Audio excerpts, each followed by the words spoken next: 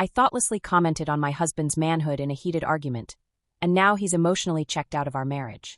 I never thought a single comment could unravel everything I thought I knew about my marriage. It was one of those stupid moments born from pure frustration, where I let my mouth run wild without thinking. I was angry, furious, actually, and the words just flew out before I had a chance to reel them back in. But the damage was done. And now nothing feels the same. It started like any other night. We'd been arguing for what felt like hours, the tension in the house so thick you could practically cut it with a knife. It wasn't anything new, honestly. The small things had been building up, missing dinners, neglected chores, little resentments that we both tried to sweep under the rug. But last night, it all came to a head. My frustration reached a point where I couldn't take it anymore. It started with something small, like it always does. He didn't clean the kitchen after making dinner, and when I mentioned it, he shrugged it off. That's when I snapped. He told me I was overreacting, and in that moment, all the little things I'd been holding inside came rushing to the surface. His dismissiveness, his lack of effort, the way he'd been so inattentive to me lately, it was like a fire igniting. The argument escalated quickly. I raised my voice, demanding that he stop acting like everything was fine when it clearly wasn't. And then, I don't know what happened. Maybe it was the heat of the moment, or maybe it was the years of frustration that had been building up. But I made a mistake. A big one. I told him. No, I shouted at him. That he couldn't even keep it together in bed anymore. I said it all, not even thinking about the weight of what I was saying. How his efforts had become mechanical, how I'd stopped feeling the connection we used to have, how I felt unimportant. But the words didn't just stop at the surface of my frustration, they cut deeper. I told him that his manhood wasn't anything to be proud of anymore, that it felt like a shadow of what it used to be. The second the words left my mouth, I could see his face change. It wasn't a look of surprise or even anger at first. It was something far worse. It was like a deep, suffocating disappointment. His eyes went flat, distant, like I'd just revealed some hidden truth he couldn't ignore. There was silence. A long, suffocating silence where neither of us knew how to fix what I had just broken. He didn't say anything back. He didn't even argue. He just walked out of the room. And that was it. I thought maybe he'd come back, maybe he'd apologize or we'd talk it out. But that never happened. The rest of the night passed in a numb fog. I didn't sleep, too tangled in guilt over what I'd said. But when I woke up this morning, something was different. He was already up. He wasn't looking at me like he used to. He wasn't even speaking to me. I tried to approach him to say something, but he just gave me a stiff nod and walked away. The house felt cold, empty almost. It wasn't the physical space that was empty, but the air between us. The distance between us seemed to grow with every passing moment. It was like I was speaking to a stranger, not the person I'd spent so many years with. I could feel the walls go up, brick by brick. I tried to make things right, I really did. I made breakfast, and he didn't even sit down with me.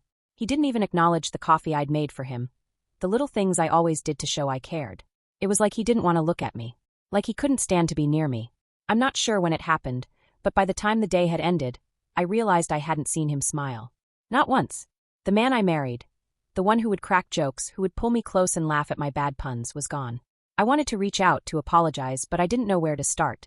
It wasn't just about the fight. It was about everything. My words had cut deeper than I realized. Maybe that's why he was shutting me out. I had hit something I wasn't supposed to touch. I don't know how to fix it.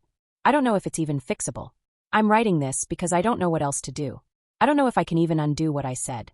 It's not just the comment, though. It's the way he looks at me now, like he doesn't know me anymore. Like something fundamental has shifted. I can feel the distance between us like an ocean, and no matter how hard I try to swim to him, it just feels wider. The worst part? He won't even talk about it. He won't open up. And I don't know how much longer I can go on like this, with the silence growing louder and louder every day. Update 1. It's been a couple of days since I wrote this, and things have only gotten worse. He's still avoiding me, and the tension in the house is unbearable. I've tried apologizing, really tried, but all he does is nod and give me short responses. He's cold, and I feel like he's shutting me out for good. I thought maybe we could talk it through, but every time I bring it up, he shuts down completely. I've never seen him like this before. It's like I don't even exist to him anymore. And I don't know what to do to make him see me again. To make him feel again. But I'm starting to wonder if he ever will. The silence is deafening now. The kind of silence that eats away at your insides, that makes you question every word you've ever said. Every move you've ever made. I've tried to tell myself that this isn't the end, that it's just a rough patch, but deep down I can feel it, the weight of what I've done, and the truth that maybe this time I've pushed too far. I woke up this morning to find him already in the living room. He wasn't watching TV, or even looking at his phone. He was just sitting there, staring at the wall. The TV was off, and it was like he was lost in a place I couldn't reach. I stood in the doorway for a few moments, debating whether I should even say anything. I knew what I had to do. I had to keep pushing, keep trying, even if he didn't want it. "Hey," I said, my voice shaky. "Can we talk?" His eyes flickered over to me just for a second, but then he turned away again. The look he gave me wasn't angry, or even disappointed anymore. It was just empty. Like I was nothing to him. And I couldn't bear it. "I don't know what you want me to say," he finally muttered, his voice tight, but devoid of any emotion. "You already said everything."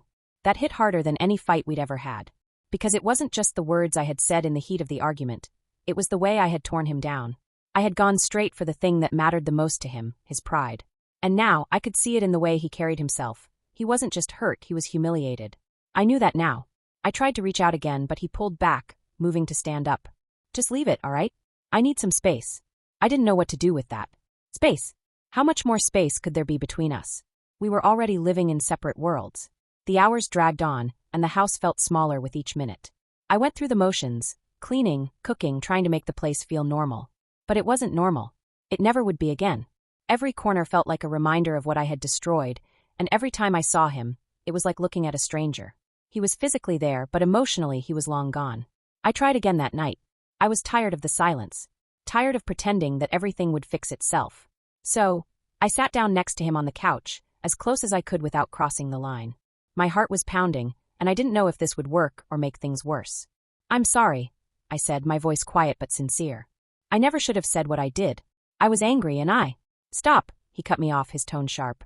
"Just stop apologizing. It's not about the apology anymore. It's about what you said. What you really think of me." The words hit me like a slap. "I never meant it like that," I said quickly. But my voice was shaky, and I could feel the doubt in his eyes, like he didn't believe me. I was just so frustrated, and "Frustration doesn't make you say things like that," he interrupted, his voice quieter now, but still cold. "You can't take something like that back." I swallowed hard, fighting back the lump in my throat. "I know. I don't even know why I said it. It was stupid. And cruel. But I don't feel like that about you. I swear." He didn't respond. He didn't say anything for a long time, and the silence between us seemed to grow again, thicker, heavier. "I don't know if I can just forget it," he finally said, his voice soft, distant. "I can't just unhear those words." The pain in his voice sliced through me. The reality of what I had done settled in like a weight I couldn't lift. I didn't just hurt his feelings. I didn't just make him angry. I had broken something. Something fragile. Something that might never heal. "I'm sorry," I whispered again, barely audible, but it felt like my words were lost in the air. "I never meant to hurt you." He sighed deeply, shaking his head as if the weight of everything was too much to bear. "I know you didn't, but it's not about what you meant. It's about what you said. And that was it."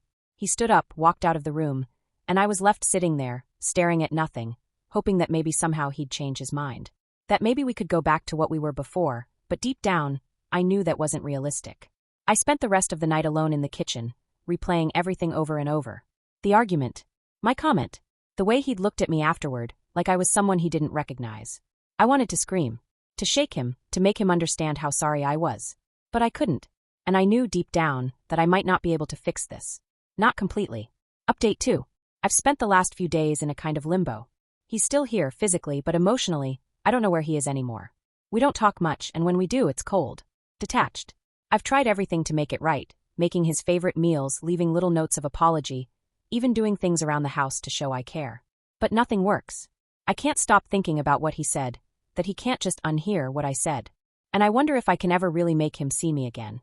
I've apologized until I'm blue in the face, but he doesn't respond the way I hoped. I'm starting to feel like he's already made up his mind about me. That maybe this is the way things are now. Maybe that one moment really did ruin everything.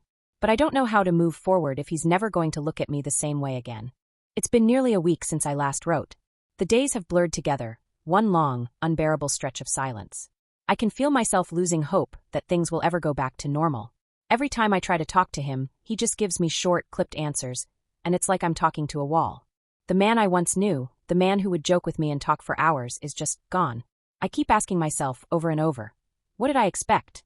That a single apology would fix everything? That I could erase the damage with a few words? I didn't realize until now how much he had been carrying.